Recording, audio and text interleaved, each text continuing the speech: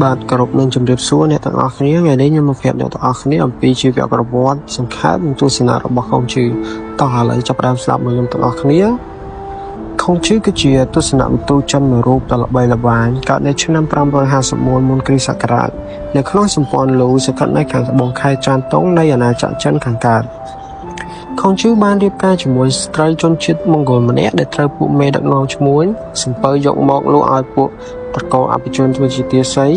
តែនាងក៏ល្បិចធ្វើជាលាភឆ្នាំបំផ្លាញសម្ផស្សដែលអាចធ្វើឲ្យនាងរួចផុតពីការចាប់យកទៅធ្វើជាទាស័យបាននឹងបានរត់ទៅស្រុកព្យាបាលរហូតបានជាសះស្បើយពីជំងឺរួចត្រឡប់មករៀបការនឹងខុងជឺនិងភរិយាប្រសូតបានបុត្រម្នាក់ឈ្មោះលីចំណែកឯនៅស្រុកចានតុងគាត់មានឈ្មោះបោះសម្លេងនៅទស្សនវិជ្ជារបស់គាត់ដែលបានមានអត្ថន័យបង្រៀនមនុស្សឲ្យប្រព្រឹត្តតាមអ្វីដែលសមស្របនិងប្រកបដោយគុណធម៌ខុងជឺត្រូវបានតែងតាំងជាសេនាធិបតីមានឋានៈដ៏ធំម្នាក់នៅក្នុងវាំងក្នុងអាយុ49ឆ្នាំគាត់បានអប់រំកែប្រែឲ្យប្រជាជនចិនបោះបង់នៅទម្លាប់ចាស់កម្រិលដែលគ្មានគុណធម៌ចោលដូចជាការសម្លាប់ទាសាទាស័យសេនាទ័ពអាមាត្យសេះក្នុងរណ្ដៅរួមរបស់ព្រះមហាក្សត្រដែលសោយទីវង្គតដើម្បីឲ្យស្លាប់ទៅបម្រើព្រះអង្គតទៅទៀតគាត់បានណែនាំឲ្យគ្រួសារសពបង្ហាញទុកសោកដឹងគុណនិងទម្លាប់សែនភ្នោដូនតារាល់ឆ្នាំជាជាងការសម្លាប់មនុស្សដើម្បីកំដរប្រលឹងខ្មោចខុងជឺបានចងក្រងនៅគម្ពីរលាវយីដែលជាគម្ពីរអប់រំខាងសិល្បៈសេរី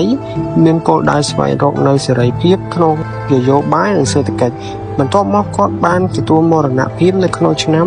479មុនគ្រិស្តសករាជក្នុងចន្ទវាយុ72ឆ្នាំអញ្ចឹងសរុបជារួមវិញអ្នកទាំងអស់គ្នាខុងជឺគឺជាមនុស្សម្នាក់ដែលមានការរៀនបានខ្ពស់និងអប់រំមនុស្សបានច្រើនបង្រៀនមនុស្សបានច្រើនឲ្យបោះចោលនៅភាពអវិជ្ជមានភាពគិតអវិជ្ជមានដែលពួកគេធ្លាប់គិតកន្លងមកដូចជាសម្លាប់ទាសាទាស័យសម្លាប់សេះសម្លាប់មនុស្សបោះចូលរណ្ដៅព្រះអង្គដែលបានសគត់ទៅ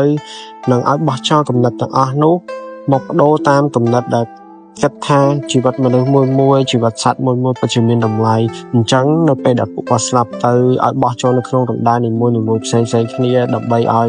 មានគ្រួសារនៃសពឬគ្រួសារនៃម្ចាស់សត្វនឹងបានគោរពបានសែនភ្នូរបស់សត្វនិងមនុស្សដែលបានស្លាប់ទៅព្រោះដោយសារគាត់ចង់ឲ្យមនុស្សទាំងអស់ហ្នឹងគិតទៅលើជីវិតមនុស្សមួយជីវិតសត្វមួយពិតជាមានតម្លៃអញ្ចឹងបន្ទាប់ពីអ្នកទាំងអស់គ្នាបានស្ដាប់ជីវប្រវត្តិខ្លីៗសង្ខេបរបស់លោកខុងជឺហើយឥឡូវនេះខ្ញុំសូមលើកយកទស្សនៈរបស់គាត់ខ្លះៗមកជម្រាបជូនអ្នកទាំងអស់គ្នាតែម្ដងសម្រាប់ទស្សនៈទី1មនុស្សភាគច្រើនចូលចិត្តទុកដាក់តែផលប្រយោជន៍រយៈពេលខ្លីប៉ុណ្ណោះតែមនុស្សឆ្លាតប្រកបគេនឹងសម្លឹងទៅមើលដល់អនាគតអញ្ចឹងទស្សនៈនេះមានន័យថាបើសិនជាអ្នកខ្លះគេធ្វើការឲ្យតែបានឬក៏ធ្វើឲ្យតែរត់ពីដៃគឺវាបានផលតែរយៈពេលខ្លីប៉ុណ្ណោះប៉ុន្តែបើសិនជាមនុស្សដែលគេឆ្លាតពិតប្រាកដមែនគេធ្វើនិងគេសម្លឹងទៅមើលនាពេលអនាគតថាតើអនាគតនោះគេបានផលប្រយោជន៍អីខ្លះសម្រាប់ទស្សនៈទី2បើអ្នកគិតចង់ធ្វើធំអ្នកនឹងបានធ្វើធំបើអ្នកចង់ទៅជាអ្វីអ្នកនឹងបានទៅជាយ៉ាងនោះដោយការប្រព្រឹត្តពុំមែនដោយការរងចាំដោយការប៉ិនប្រសពពុំមែនដោយសារតែឱកាសដោយសមត្ថភាពពុំមែនដោយសារជោគវាសនាបើធ្វើបែបនេះបានទោះបីជាព្រំលិខិតក៏មិនអាចឈ្នះក្តីអំណត់របស់យើងបានដែរអញ្ចឹងសម្រាប់ទស្សនៈនេះខ្ញុំយល់ឃើញថាបើសិនជាអ្នកទាំងអស់គ្នាមានការតស៊ូខ្ពស់អ្នកទាំងអស់គ្នាចង់ខ្លាយទៅជាអ្វីមានសេចក្តីប្រាថ្នាអ្នកទាំងអស់គ្នានឹងបានសម្រេចអញ្ចឹងបើក្រឡេកមើលទស្សនៈទី3វិញគឺលេខអុកកុំគិតតែរឿងវាលោកតាមនោះបើយើងប្រៀបទៅនឹងការធ្វើសង្គ្រាមវិញបើសិនជាយើងធ្វើសង្គ្រាមតាមមួយច្រកដូចជាយើងទៅផ្លូវត្រង់ពេកវាអាចនឹងបរាជ័យលឿនព្រោះដោយសារយើងគិតថាវាលោកអត់មានយុទ្ធសាស្ត្រឬក៏អត់មានចិត្តសាស្ត្រអីទៅលេងនឹងតបដែលយើងកំពុងវានឹងទេគឺវាអាចនឹងងាយរងនឹងបរាជ័យព្រោះដោយសារបើសិនជាអ្នកទាំងអស់គ្នាអត់មានភាពឆ្លាតវៃក្នុងការដឹកនាំតបអត់មានភាពឆ្លាតវៃក្នុងការឲ្យយុទ្ធសាស្ត្រជួនតបអានឹងអ្នកទាំងអស់គ្នាងាយនឹងបរាជ័យបើប្រៀបធៀបទៅលើជីវិតវិញបើសិនជាអ្នកទាំងអស់គ្នាមានគោលដៅប៉ុន្តែអត់មានភាពច្នៃប្រឌិតឬក៏មានគោលដៅតែម្យ៉ាងអត់មានផ្លូវច្រើនយ៉ាងដែលអ្នកទាំងអស់គ្នាគិតថាផ្លូវនេះទៅសម្រេចគោលដៅផ្លូវមួយទៀតក៏សម្រេចគោលដៅដែរអ្នកទាំងអស់គ្នាសម្រេចចិត្តតាមមួយផ្លូវបើសិនជាវាបរាជ័យអ្នកទាំងអស់គ្នាអាចនឹងចាប់ដួលសម្រាប់ទស្សនៈទី4មិនខ្វល់ថាអ្នកដើរជាប៉ុណ្ណានោះទេតែសំខាន់សូមកុំឈប់អញ្ចឹងសម្រាប់ចំណុចនេះខ្ញុំគិតថា បើសិនជាយើងសម្រេចចិត្តធ្វើអ្វីមួយឲ្យតែមិនបោះបង់ទោះយឺតប៉ុណ្ណាក៏អាចនឹងដល់គោលដៅអញ្ចឹងចូលដល់ចំណុចទី5ដំណើររាប់ពាន់យូរចាប់ផ្ដើមពីជំហានទី1អញ្ចឹងបើសិនជាធៀបទៅនឹងអាជីវកម្មវិញពេលដែលយើងចាប់ផ្ដើមគឺត្រូវតែចាប់ផ្ដើមពីអាជីវកម្មដែលតូចលក់ពីតូចតាចរហូតទៅដល់អាជីវកម្មដែលធំបើសិនបើយើងមិនបោះបង់នៅអាជីវកម្មនោះទេឲ្យតែយើងតស៊ូយើងនឹងបាន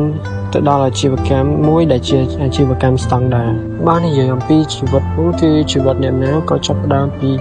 ការដើរជំហានទី1ដូចតែគ្នាទាំងអស់បើសិនជាយើងធ្វើអ្វីមួយនៅក្នុងជីវិតចង់បានសម្រេចគោលបំណង